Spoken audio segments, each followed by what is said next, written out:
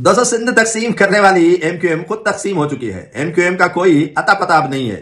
लियाकताबाद में अवामी इज्तिमा अवामी राब्ता मुहिम से खिताब करने जा रहे हैं वफाकी वजीर सेहत मुस्तफा कमाल 14 फरवरी को, लेकिन खालिद मकबूल सिद्दीकी उस जलसे से या अवामी राब्ता मुहिम से लाताल्लुक बने हुए हैं। ये सिंध को वफा के हवाले करने के मुतालबात करने वाले या सिंध में और यूनिट्स बनाने की जो है वो हिमायत करने वाली खुद मुत्तहिदा कौमी मूवमेंट अब टुकड़ों में बंटने वाली है। PSP शायद वही पुरानी बहाल होने जा रही है या मुत्तहिदा कौमी मूवमेंट का एक नया धड़ा मुस्तफा कमाल की शक्ल में रूनुमा होने वाला है। तैयारी हो रही है, काम हो रहा है। ये चले थे सिंध को तकसीम करने के लिए, लेकिन खुदा की शान तो देखें, मुत्तहिदा कौमी मूवमेंट के रहनुमाओं के खुद टुकड़े हो रहे हैं और उनकी जमात तितर बितर हो रही है। और इनकी जमात में इतने टुकड़े हो रहे हैं कि हर किसी को अपनी अपनी गली दी जाएगी कि आप इस गली से बाहर न निकलें और यहीं पर अवामी राब्ता मुहिम शुरू करें। चले थे सिंध की तकसीम और यूनिट्स बनाने और कराची को वफा के हवाले करने, लेकिन खुद गलियों के हवाले हो गए हैं कराची के।